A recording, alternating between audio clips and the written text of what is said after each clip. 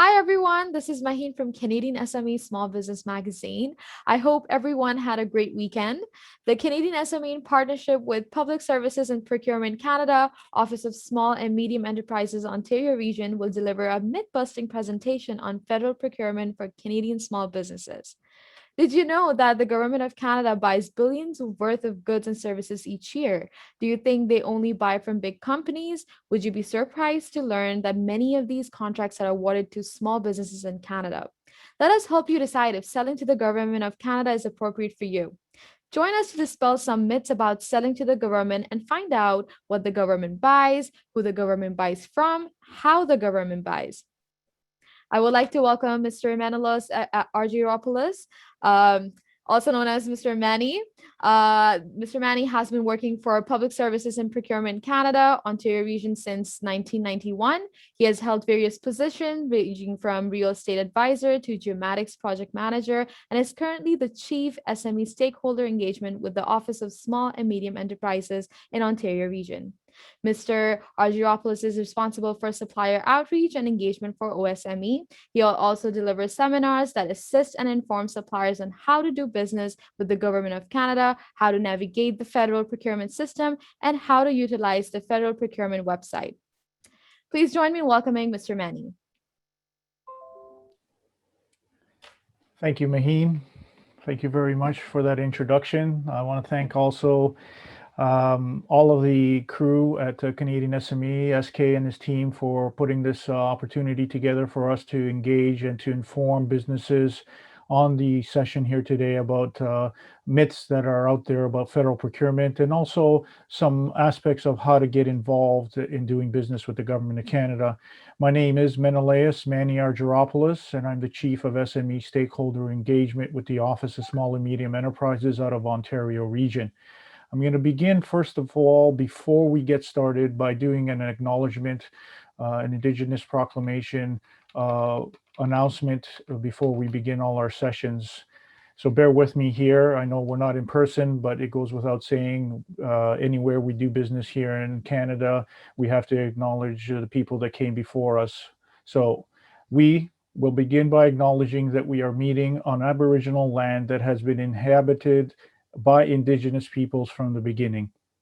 As settlers, we're grateful for the opportunity to meet here, and we thank all the generations of people who have taken care of this land for thousands of years.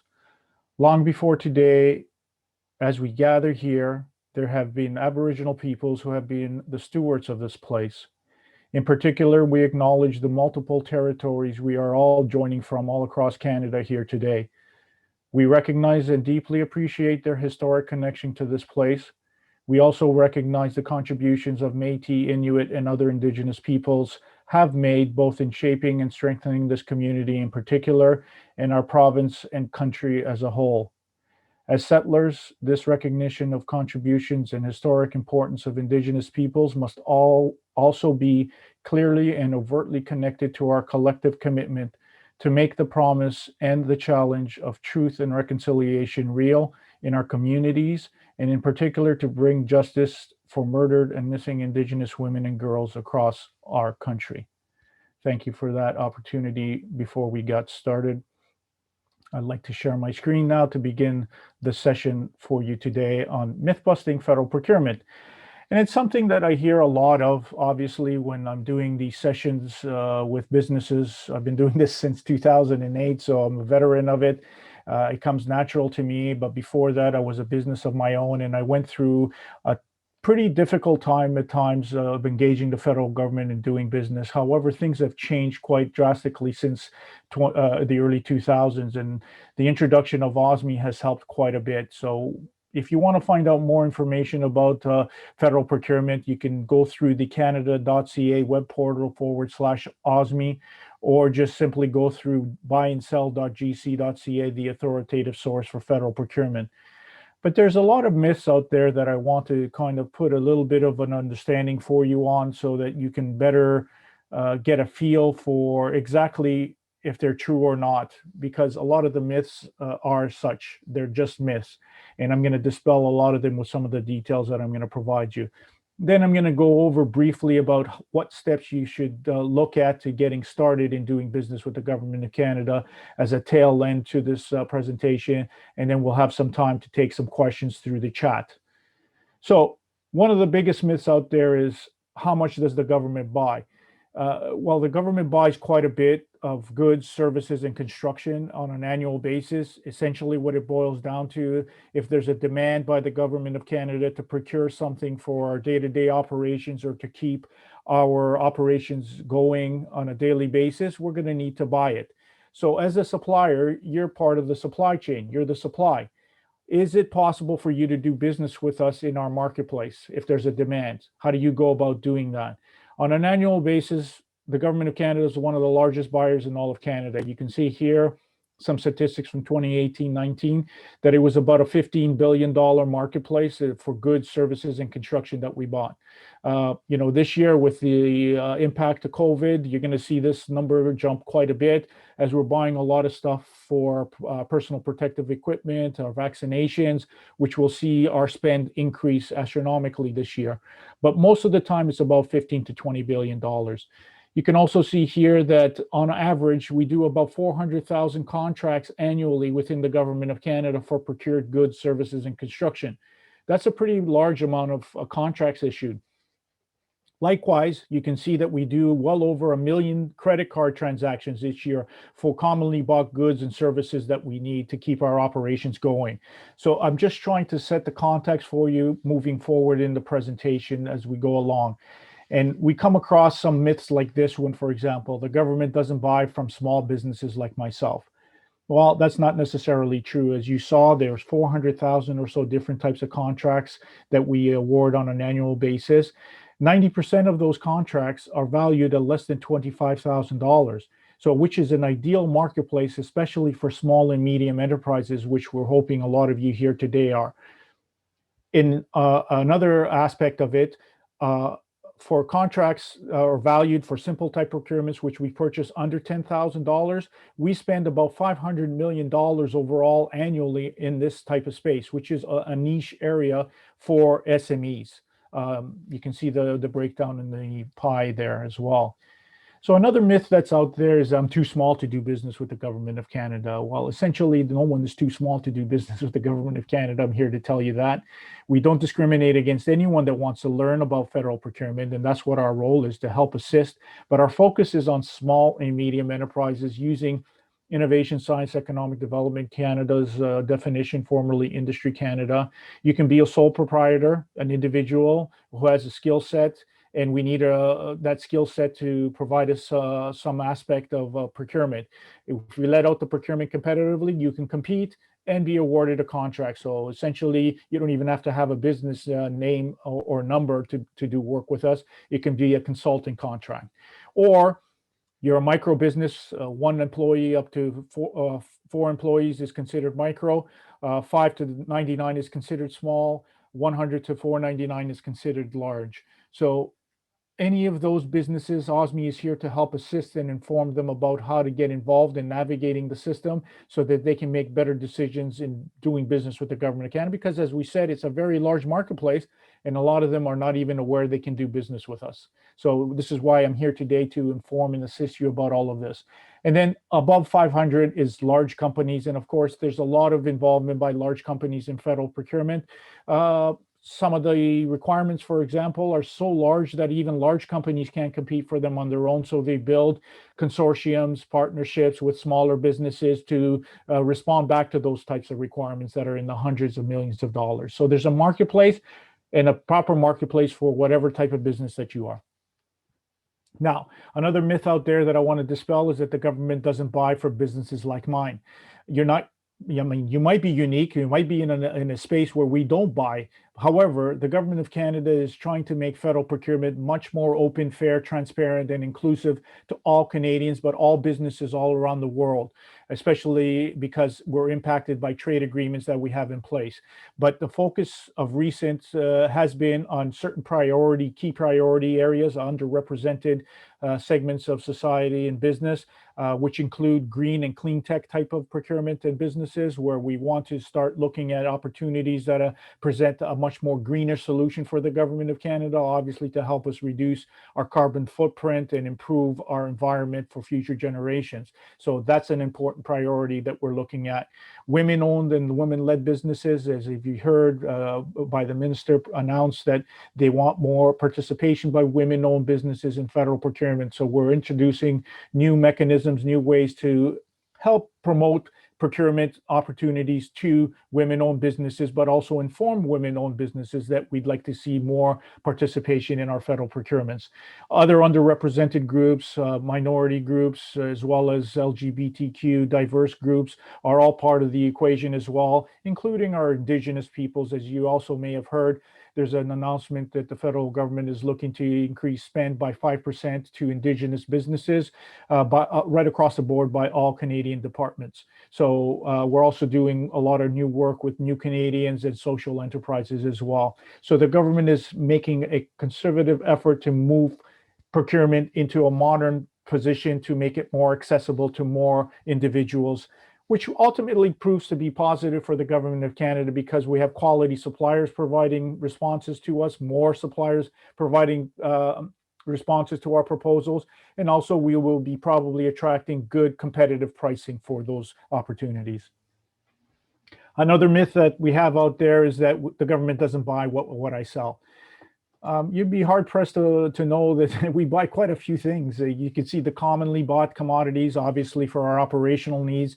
There's a lot of emphasis on IT technology, IMIT, EDP software and whatnot, military hardware, property. We're the realtors of the federal government, so we manage all our government assets as well as our real estate portfolio for all of the government departments in terms of their lease, office space requirements and whatnot. And then there's professional services and construction where we do a lot of infrastructure work for the government of Canada. But that's the commonly bought goods and services. I use the term planes, trains, automobiles a lot, military hardware, armaments, but we also buy uncommonly bought goods. So things like catering services, snow removal, dogs, grooming, lab equipment, a variety of different things. It's a large marketplace. All it needs is for you to go in to the main website, buyandSell.gc.ca currently, and search and see whether there's a marketplace there for you. We'll go over some of this stuff in a few minutes when we talk a little bit more about how to engage us in getting started. Now, in regards to another myth that we have here, you can see here that, that there's a myth out there that it's too difficult and time consuming for a small business to do business with the government of Canada. And rightfully so. If you were about 10 decades ago, a decade ago, 10 years ago, I could see that this might have been a little bit more true, but there's been a lot of movement on procurement modernization, especially pushing through with this office where we've streamlined and made the process a lot more efficient and transparent and accessible to SMEs to get involved. So this myth is dispelled because there's a lot of easy, accessible marketplace opportunities for SMEs. We've introduced or are looking to introduce a new e-procurement solution. I'm going to touch base very shortly, which will make it even more efficient and streamlined for everyone to get involved. But we've also reduced payment for procurements from net 30 days to net 15 days. In many instances, small businesses can't carry 30 days. So you're seeing pilot projects where SMEs have been awarded contracts to pay them within net 15 days. We've reduced procurements to plain text type documents where there used to be hundreds of pages of legal jargon. SMEs didn't have the funding or money or resources or even legal team to go through those documents. We've introduced plain language type documents now where they're 20, 30 pages with referenceable material. So it's quickly and easily accessible and respondable to all businesses. And then we're continually looking to reduce barriers through this office to make it more streamlined, make our systems more streamlined and efficient. And we're doing that in a variety of different areas, like I said, with e-procurement. But the most important piece of information that all businesses need to understand is how procurement is done. And it needs to follow the federal laws and regulations and Treasury Board guidelines in order to do procurement. This is why it can get a little bit complex. We want to make certain that all businesses, when they read and review our solicitations, all have the basic understanding of what's required, and we're within the legal limits and laws that govern how that procurement is done. And then they can respond back to that proposal in order to have a competitive and fair process. Now, another myth is that government procurement is centralized. To some degree, it is centralized. There's one key buyer in all of the government of Canada, and that is the Minister of Public Services and Procurement Canada. She buys on behalf currently for the government of Canada all the major procurements, anything in excess of the delegated authorities that all those 110 other federal departments and agencies have. And each of them can do procurement on their own for goods up to for goods up to 25,000 or services up to $3.5 million. They can do their own procurements. In construction, in most instances, up to 400,000. But if they exceed those amounts, those government departments then have to come back to Public Services and Procurement Canada, and we help do that procurement on their behalf because their minister's authority has been exceeded. Now, as I mentioned, there's 100 or so other departments and agencies that can procure on their own for certain dollar value amounts. And that is the bulk of all those 400,000 contracts that I mentioned earlier that are done by Government of Canada. So it's the majority of the buys are done through these other government departments. Whereas PSPC may handle about 7,000 annually. Those are the big major type procurements. The bulk of the procurements are done by these individual departments. So as I mentioned here, the competitive procurement, as you can see, anything above 25,000 for goods or 40,000 for services must be openly competed for in our government electronic tendering service, currently buyandsell.gc.ca, but we're going to be migrating over to the e-procurement solution very shortly. So we use a variety of different methods, which I will talk to you very briefly about in the slides when we're talking about how to do business with the Government of Canada. Now, we're always looking to achieve fairness, access, and competition in everything that we do. So even for the majority of the low dollar contracts that we award, use a competitive process where I may source out 3 suppliers from a registration database or a supplier database that we may have, like SRI. Based on your profile, you may have said that you can provide this goods and services identification or commodity, this widget. So I can source you out and ask you to price me. I may need 100 of these. So I'll find you, maybe somebody else had marketed to me that can also provide these, and I'll include a third individual. And there's another misconception out there that the government only awards contracts on lowest price. Well, I'm here to tell you where it's a simple procurement. I need 100 of these widgets, the exact same brand, no quality or technical evaluation necessary. I would then ask 3 to bid, and whoever has the best price would be awarded that contract.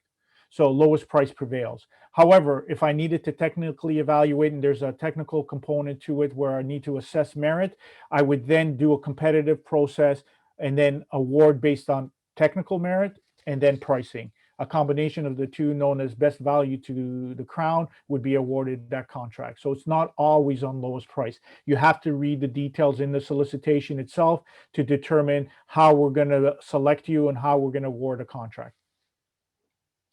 Now, this is the main website, the Government Electronic Tendering Service currently. Very user-friendly, straightforward. buyandsell.gc.ca has been in existence since 2010. We've also created a mini site under that in 2013 for tenders. It's called Buy and Sell Tenders, and you can go and quickly access currently active tenders, useful information. If you go into the for business section is where you as a business need to focus. And then once you go in there, you can guide yourself most appropriately. Everything I'm telling you here today is under that menu item. It's also a portal for government. So if I say, I need to source out suppliers from our registration database, I can just go in there, source you out, and then ask you to price me. A variety of different things in there as well. Open data is under our application and the data source under there, and we'll go over that very shortly. But I encourage you to visit the Buy and Sell website to get acclimated. And there's always information that our office can provide, and I'll show you some slides of how you can take advantage of our full webinars that we offer. Now, I did say that we're moving to a procurement solution which has already been implemented through Canada Buys. supplier.canada.ca. It's currently active. I also encourage you to go in there and you can create an active account. You can start searching for opportunities in there and get acclimated to the new environment. Over the next several months and year, we're going to see more and more of what was posted on buy and sell migrate over to the new e-procurement solution. It's based on SAP Ariba. Eventually, over the next several months in a year, you'll start to see more and more of our procurements move there. So you can begin the process by creating your new accounts and getting information and assistance by the e-procurement solutions team. And eventually OSME will be able to help guide and assist you there as well over the next year as we begin to do awareness seminars and webinars in that area as well. So I've come to the component of the presentation where there's a lot of myths out there. Hopefully I dispelled a lot of them, that it is a marketplace. It is a very large marketplace, especially for SMEs, especially because a lot of the procurements that we buy are in this low dollar area zone where it's very open and competitive for many small businesses to get involved. I could understand small businesses maybe having difficulty in some of the major procurements, but then there's opportunities to get involved in those as well, either through subcontracting or partnering, creating joint ventures with other SMEs or larger companies. We're all here to help you better understand things. And this is what the role of the Office of Small and Medium Enterprises is to get you better acclimated navigating the system, because everybody has their own journey. You might be early on in your journey and you need to hear everything from the start, kind of be guided step by step. You might be later on in your journey where you have a need to better understand how to respond to a proposal. Well, there's avenues of approach you can engage this office with. So we do this through a lot of information, outreach, and engagement that we're doing, as well as conferences that we get into. But we also provide our own internal webinars and series of information sessions, which I will highlight very shortly. Now, we also are here to help you reduce your barriers. So if you're having trouble, continuously failing in a particular area on procurement, contact us. Maybe we can help walk you through it. But if it's truly a barrier, we still need to be made aware of it, because if you don't tell anybody, we think the system is more efficient and transparent and open and competitive for everybody. We want to knock those barriers down. We have a barrier analysis reduction unit in our office in Ottawa that helps knock these barriers down and makes it more open and accessible to everyone to bid. So I hope I've kind of dispelled some of those myths for you and kind of put a little bit of base context of how things work, so that, I encourage you to get more involved in it. We do have services for OSME. We're a national organization. We have regional offices all across Canada. We have seminars and webinars now that are offered right across Canada on a variety of different topics. I'll explain some of those as well from the regional perspective at the tail end of the presentation. If you're from outside Ontario, please go to buyandsell.gc.ca, look at the events calendar to access the appropriate opportunities and offerings that are in your area. Certainly, it doesn't matter if you're in BC, you could still take an Ontario session and get the same information, whatever suits you best. We also have one-on-one meetings you can establish with us by sending us emails or booking appointments online in our web portals. And there's also a national info line that can help guide you and give you assistance on the larger scale sort of things on how to register, the fundamentals and whatnot. And then again, through canada.ca/OSME is how you can access us. So at this point, you hear me talk about those opportunities, a lot of myths out there. Now, what happens if you decide, hey, you know what, maybe I should start thinking and looking into what I can do and how best I can get involved? So there's a certain process, and it doesn't matter who you are. You can be the largest company in the world, the most lucrative company in the world making the most money, or you could be just yourself in your basement, a consultant writing reports for environmental remediation. If we have a demand, we're going to compete for that, and it gives opportunity to any individual to get involved in doing business with us. The very first thing that we recommend as an organization, as PSPC is the common service provider to all procurement in the Government of Canada, we suggest you begin by registering on our supplier database. You can go to SRI through buyandsell.gc.ca under the For Business section and click on register to become a supplier for the Government of Canada. The session will open up and it'll tell you, you need to do some information for us, put in some details, confirm who you are. If you are a business, you will have a Canada Revenue Agency business number, a 9-digit number. The same 9-digit number that you have with CRA will be put into this form. You'll stipulate what your official business name is. So for example, maybe you're Mary Jane's Plumbing now, but maybe when you registered, you didn't have a business name. So they provided an arbitrary name, Ontario Inc. 12345. Put in your official business name because we're going to cross-reference it with CRA's data sets. Pick a username and password, put in some contact details and submit it. Once you submit it, we'll cross-reference CRA, and then automatically, if you're in good standing and you are the business that you say that you are, you'll get back in a matter of minutes a new procurement business number to do business with the Government of Canada, and you will have created a new account because you picked a username and password, which will then allow you to go into that account and set up your profile. Remember I told you if you can provide this widget, I'll source you out from a supplier list. This is that supplier list. It's called SRI.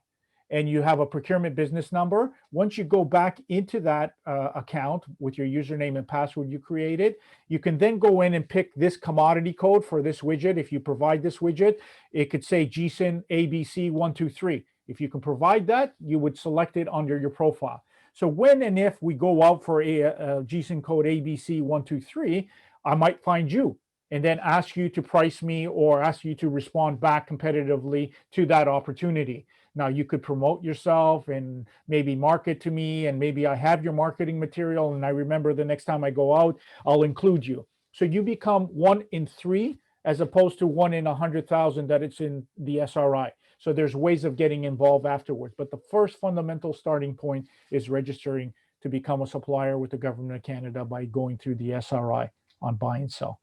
Now, if you're an Indigenous business, there's only one set aside the Government of Canada has. We're working on a lot of procurement pilots that will help or look at specific requirements for certain underrepresented groups. We've recently launched a new Black procurement pilot for the Black business community. The set aside that is in place with the Government of Canada is with our Indigenous peoples, and it's known as the Procurement Strategy for Aboriginal Business. It's managed and maintained by Indigenous Services Canada, and when it's applied to federal procurements, it implies that procurement that is being looked at for First Nation in Canada would first be able to be competed for only by Indigenous majority-owned businesses for that opportunity. If you're not majority-owned Indigenous business, you wouldn't be able to compete. And if so, you could then utilize the Indigenous Business Directory that you see a link here for, to allow you then to go and engage those Indigenous businesses to set up those partnerships to gain access to those opportunities. But first and foremost, we're going to attempt to let that contract out to Indigenous majority-owned businesses. That's the only set-aside that the Government of Canada has. Other jurisdictions in the world may have other set-aside programs for SMEs, women entrepreneurs, diverse groups, etc. Because of the way the Government of Canada's procurement is established with trade agreements, there wasn't very much flexibility in allowing us to do this type of stuff. But we're seeing a little bit more flexibility in our procurement and our trade agreements right now. So we're looking to do some procurement pilots in this area. So stay tuned on more on that. But if you're an Indigenous business, you can easily do searches on buy and sell. If this is your market space and you're only looking for PSAB opportunities, you can just go into buy and sell tenders, set up a search parameter to look for PSAB opportunities in the keyword search and anything related to PSAB. And if you click on active tenders, we'll then provide you a list of all the active tenders for PSAB. And you can monitor it, set up an email notification, and if any new ones come up, then you will be informed appropriately through the system. Now, building networks with government officials is a little bit difficult, but rest assured there are opportunities for you to engage the right officials at the right locations. So it doesn't necessarily mean that you're going to hit or talk to a minister or a deputy minister to get access to things that you want to promote yourself to. You need to strategically do some research, find out through buy and sell how active a marketplace is it, who are the buyers, what departments are buying. If it's a big marketplace, are there methods of supply where you need to technically qualify to be considered, or is it purely request for proposals that we're issuing? All of these things can help determine and shape how you best look at promoting yourself to the right individuals. So you need to really consider how to distinguish yourself from the crowd. But again, there's limits to this. So if you're in engineering and you would think you want to promote yourself and you know that you're qualified in certain mechanisms already within the government of Canada, how do you find out the right end users to approach? And it's usually the end users, the frontline people that are pushing for these types of opportunities and procurements that you need to reach out to. So people like at the front lines, a regional manager or director that's in, authority to purchase for their organization, and would be looking for those types of goods, services, or in construction. It may be a simple email saying, "Hey, you know what? I'm in SRI. I'm qualified in this standing offer for architectural services and engineering.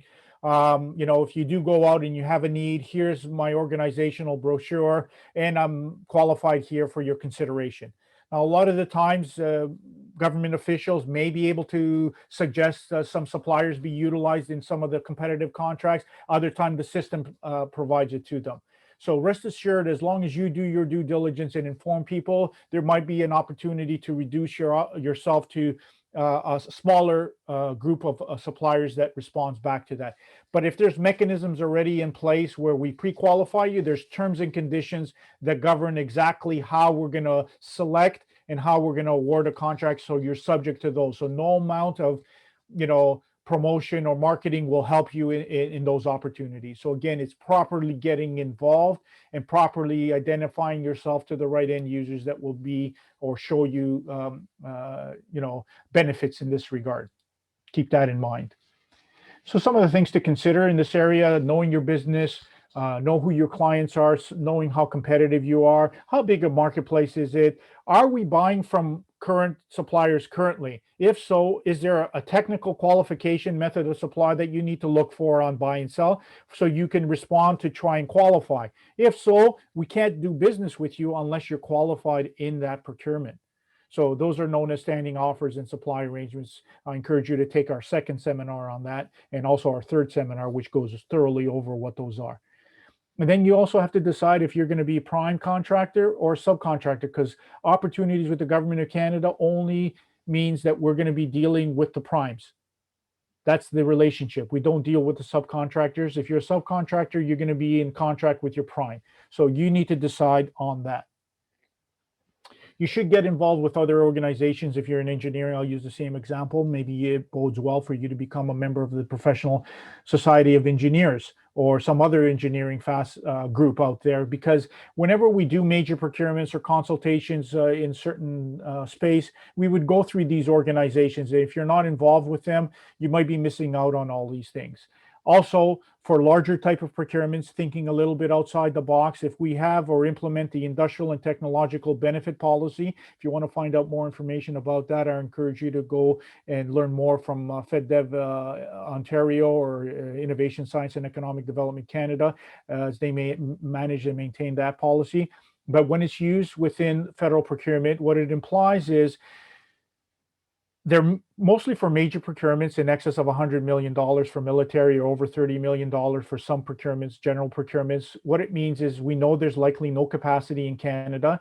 So in order to try and encourage multinational organizations to utilize Canadian companies, we put the ITV policy on it to encourage businesses then to build in sections of their proposal utilizing subs from Canada to let out that work. So 100% of the value of the contract, if they let it out to Canadian companies, it may not be the total value for one contract, but it might be subsequent other spin-off opportunities for the Canadian companies, but valuing the total of $100 million, then that work stays in Canada. And companies, international companies, build that into their proposal to gain 10, 15, 20% additional points to win that contract.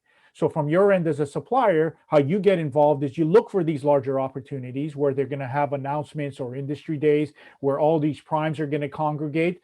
A lot of subs go to that as well, to then meet up with the primes to engage them in these opportunities. And this could be quite lucrative if you land some good subcontracting opportunities. So these are known as tier 1 or tier 2 or tier 3 opportunities. If you want to find out more, as I said, FedDev is the place to go, Federal Economic Development Agency of Southern Ontario, or you can contact us and we can go over some more things. So I've encouraged you, I've told you about the myths. I've also told you about how to get started registering in data sets, looking for opportunities, setting up searches. But the best way and the most authoritative source for all federal procurement is through our mini site, buyandSell.gc.ca/tenders for the time being. Eventually, it would be EPS, electronic procurement solution under SAP Ariba, which will then be the source for where you need to go to respond to proposals. But currently, still on buy and sell tenders. It's an easy, accessible, open source web platform. No registration required, no fees. Another thing that this office has done is we don't have any registration. It's open source. It's free, accessible. You can download any tender document without constraint or requirement for payment. So these are all easy, positive things for you. You could easily just do a bookmark, copy that bookmark, and send it to colleagues of yours. Or, as I mentioned earlier, you could use RSS and Atom feeds to kind of do a syndication or set up email notifications on search parameters that you've utilized to identify possible opportunities. And those email notifications, once you save them, would automatically then inform you of these opportunities as they come up. So you make the system work for you. Some of the other things that are important on buy and sell is our procurement related data, our contract history searches. Why is that good for you? Well, essentially, it paints a better picture of how active a marketplace it is, how much we're buying, what key departments are buying. If you're seeing 3 or 4 key departments, that's your marketplace. You wouldn't waste your time looking to market or looking to engage other departments because they're not involved heavily into it. Or if you see that it's a small marketplace, not a lot of stuff is being bought, maybe you might decide that this isn't right for you. Maybe you want to look at some other aspects of your service delivery that may be more active. So it gives you a lot of insight. And we have historical data going back as far as 7 years. In and above that, there's additional data source in buy and sell called open data, where all these other 100 or so federal departments are posting all of the contracts that they've awarded, 300,000-400,000 of them. And that could also paint the picture for you of how active a marketplace it is for these low dollar opportunities. And that can help give you the business advantage that you need to make better business decisions. Now, I did mention the Government of Canada web portal is open web portal, but eventually when we migrate over to EPS, everything will be searchable and through the EPS solution. Some of the most commonly used methods of supply, remember I told you that there's registering an SRI is just a starting point. Then you have to identify if there a marketplace for what I'm selling. If you identify your GSIN codes, you can then filter your searches on buy and sell tenders for those particular GSIN codes.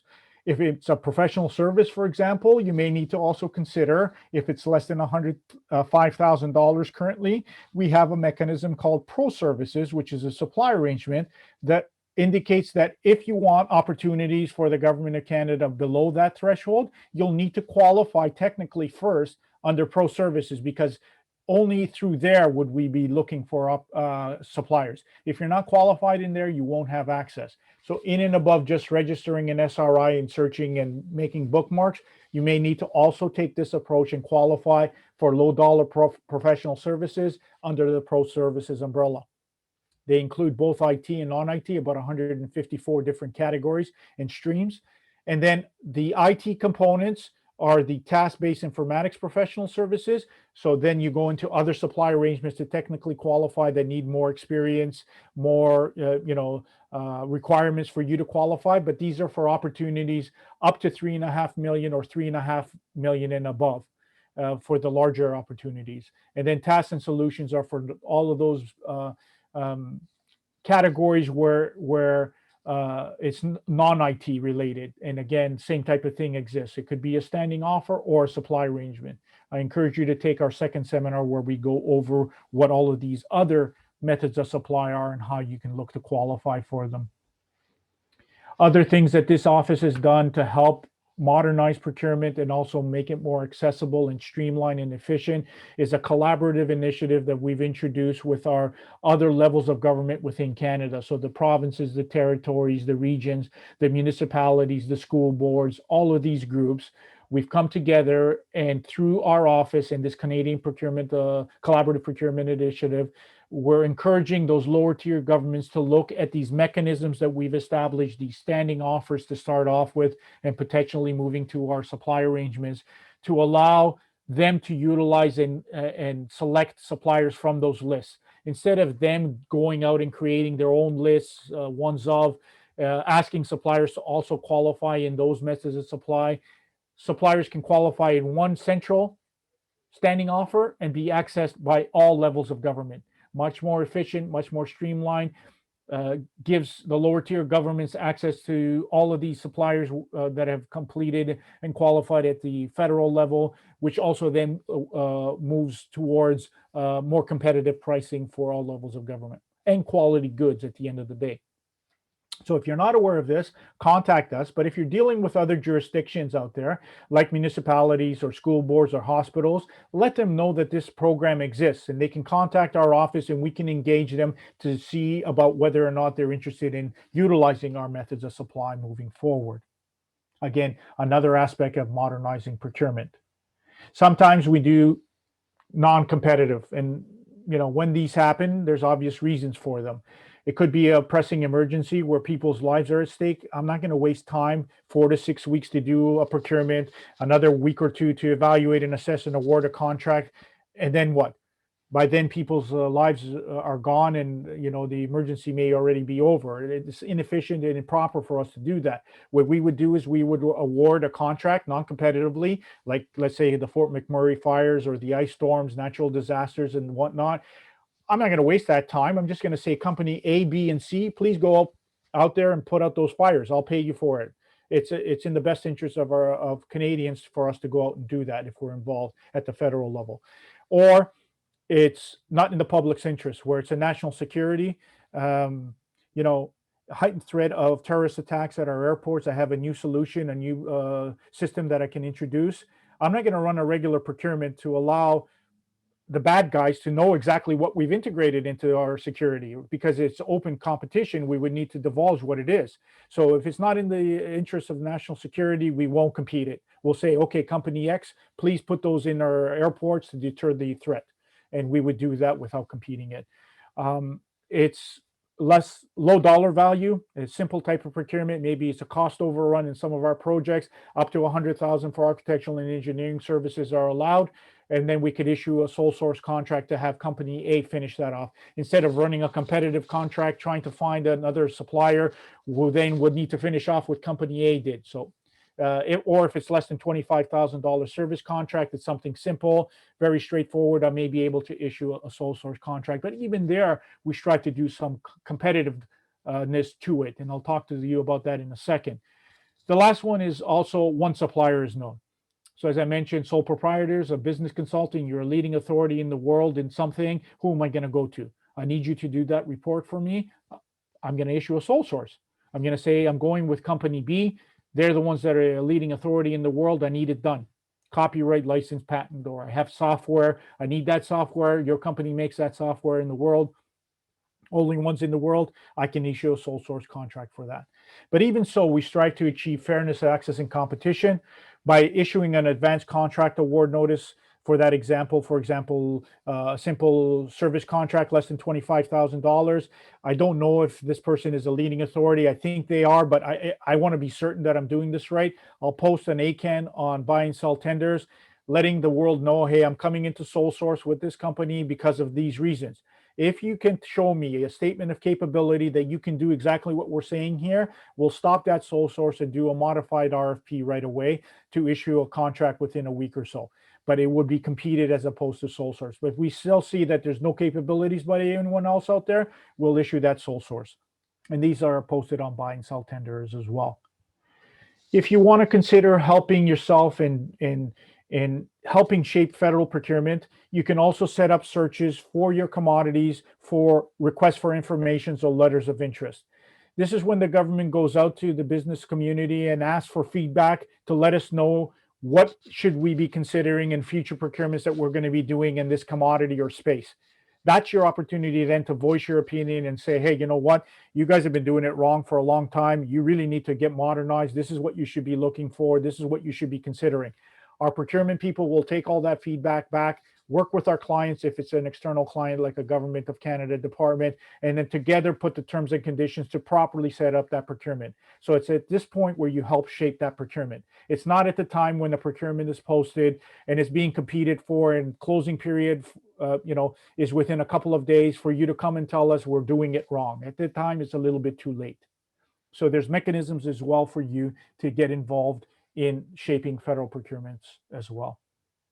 Now, you've done your journey, you've done your due diligence, you found opportunities. How do you bid on them? This is a business decision only you can answer, because it's an investment of time, money, and obviously value at the end of the day. What's the return on investment for you if you're going to be competing? Knowing full well that a lot of our tenders are highly competitive.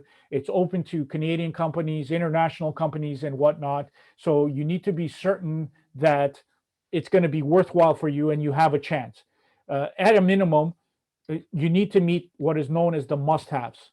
So if you want to assess a solicitation, an opportunity, take a look at the document and see if it has any must-haves, because these are things you need to check off entirely in order to complete or compete further in the competition. If you can't meet one of these conditions, chances are you're going to be found non-compliant. So I encourage you to make certain that you look at the must-haves to begin with. And if you can meet the must-haves, then you decide to continue on and write that proposal to finish things off. But at least here you can check. Maybe here at this time you can say, hey, you know what?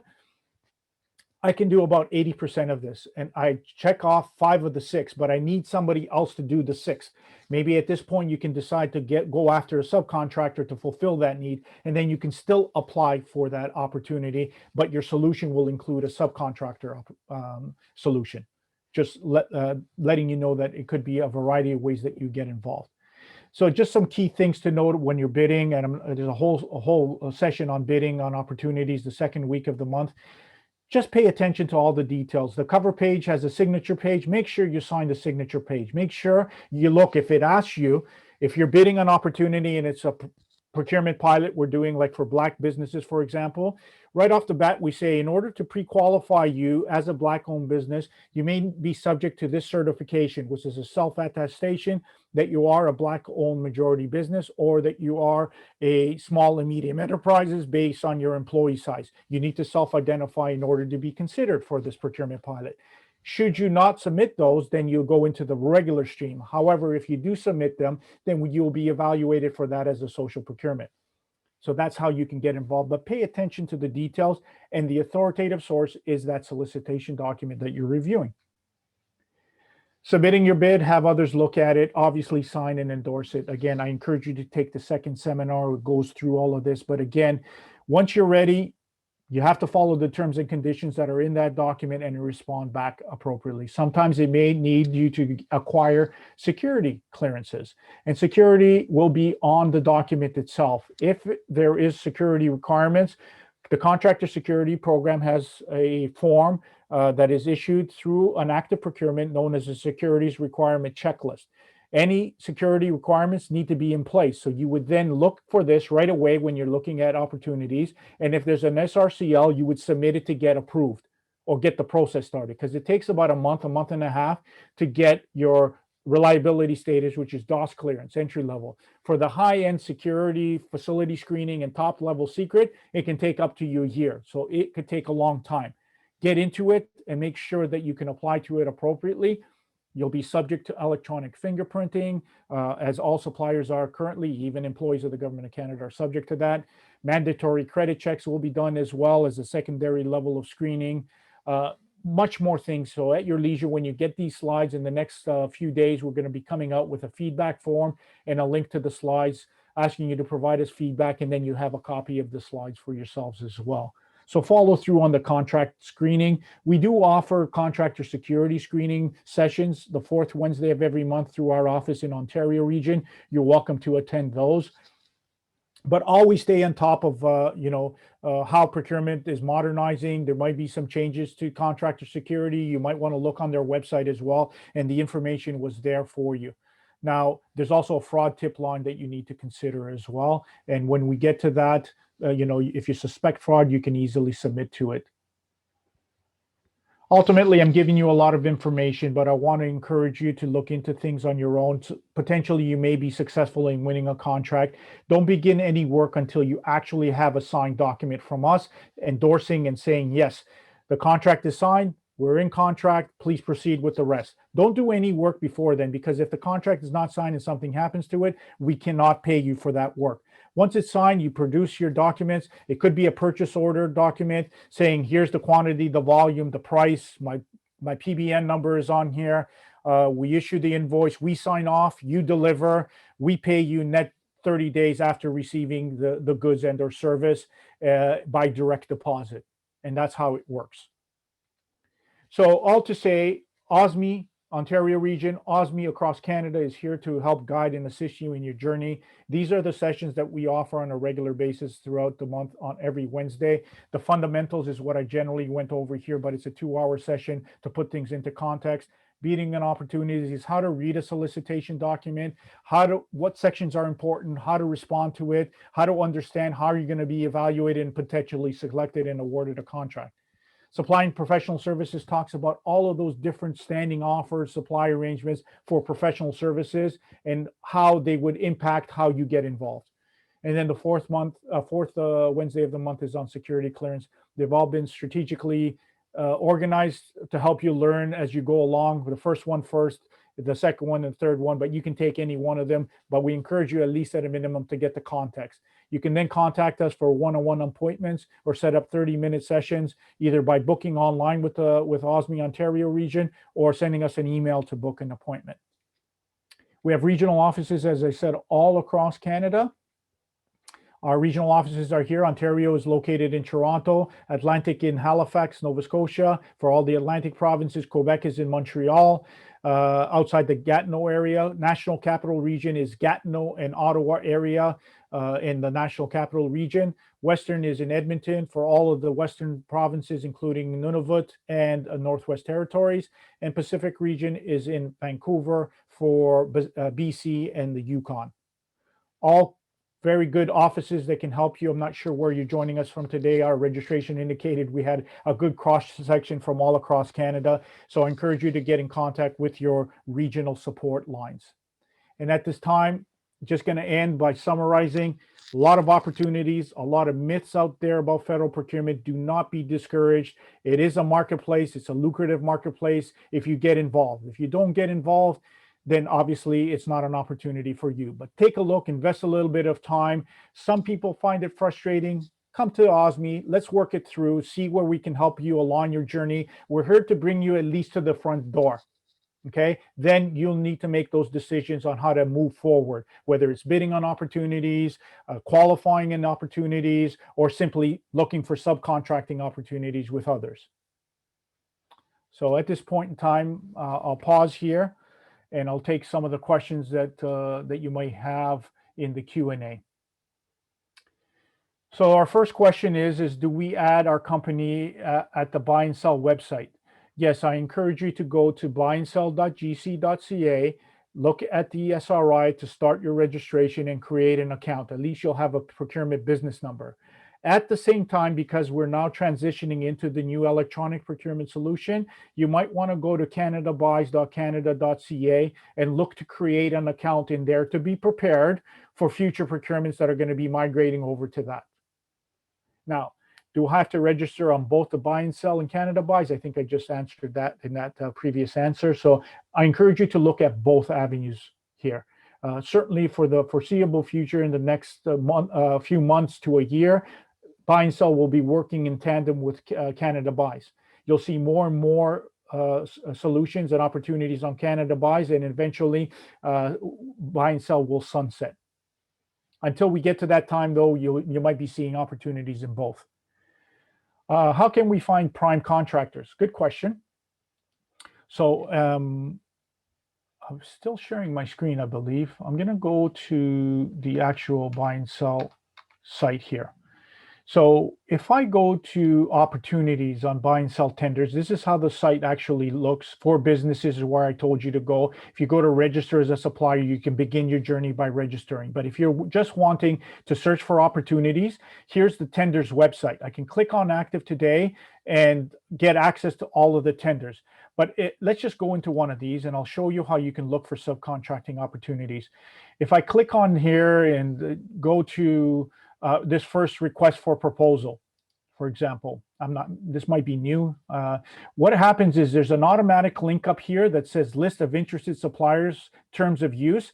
It's a self-identification component to every procurement that we post that allows businesses to self-identify themselves as wanting to do subcontracting or partnership opportunities. So if I click on this one here, it may indicate, so right now there's nobody listed on here, but it would be somebody that's listed here.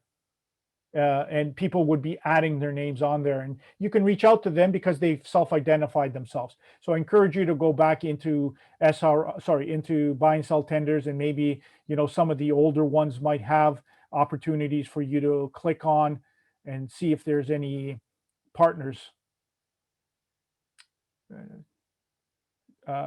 Be the first to join. So again, because these are active, they just maybe recently posted, you might need to go a little further down on the list. But that's how you would find out about how to supply the government of Canada with partnership opportunities, or get involved in partnership opportunities. If it's for this one, I'm not going to spend time on specific things here, but we can take this offline. But like I just showed you, if you go to that solicitation and click on that list, see if there's any partnership opportunities. And if not, you could be the first one to post your name on there. Is there any seminar specifically for technological and professional services? Yes, it's called Professional Services, supplying professional services to the government of Canada. And that's the third Wednesday of the month. As I mentioned earlier, this one here, the third Wednesday of the month. And you can get to these by just simply, where you went to register for our session here today. Just simply put, you can just Google OSME Ontario region, or go through the buy and sell website and gain access to the link that says OSME Ontario region, and go to our calendar of events. Okay. And these are the sessions that are usually the green icons. Now, the bidder must hold a valid organizational security clearance as indicated in Part 7 model. How do I get that? If this is a specific requirement within a specific solicitation, the only individual you can ask technical questions to is the contracting authority that's on the cover of that solicitation. So if I go to buy and sell tenders again, let me just minimize this. I don't know, the spare part one here. You need to ask the question to the contracting authority that's listed on here. So, wow, that's a lot of stuff in this one. So here, Christina Abida Burgito, she has her email address, and you can ask to clarify the situation with her as to what this implies. Most security clearances imply that you need to submit to the securities requirement checklist that's on that document, or that department or that contracting authority can act as your sponsor to get you cleared. If credit check's bad, what happens? I'm not sure. You have to contact the contractor security program, but obviously there would be a hit against that might implicate or delay your security screening at some point, or they may determine that it's not a big hit. So then they would let you know and identify that for you through the process. Can we see the slides, phone numbers again? You'll get a copy of all of these slides. Don't worry about not seeing them. We're pressed for time, obviously, to finish on time. But again, you'll get something from our office, OSME Ontario region. Everyone that's attended here today will get a quick feedback form. It takes you 30 seconds. When you click on the submit button, it'll give you access to the link to download these slides.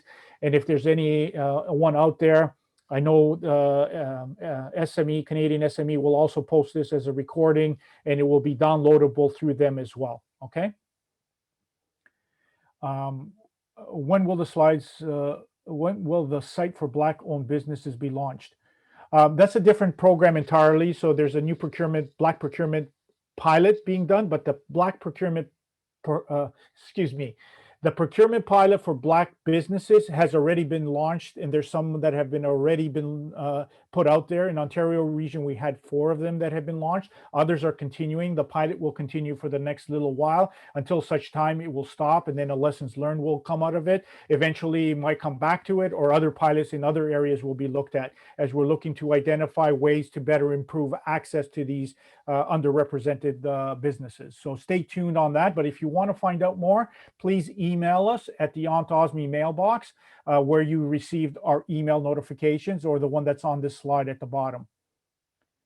Do government tenders get placed on Mercs? No, not necessarily, but Mercs takes all of the free links that are on buy and sell tenders and posts them on their website for their paid subscribers. So if you have a paid subscription with Mercs, that's fine. That's your prerogative. You may need it for a variety of different reasons. If you're searching for Canadian contracts, right through their site, it will then redirect you over to buy and sell. But they're free and accessible by just going through buy and sell tenders. Are the results on tenders posted, meaning who won?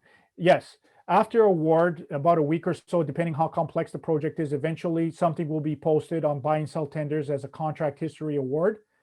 And that award will provide certain details only, no proprietary data. So who won the contract, what department issued it, the value of the contract, and the duration of the contract. At least this way you can determine, if you were part of that and you weren't successful, exactly who won that contract and what the value of it was.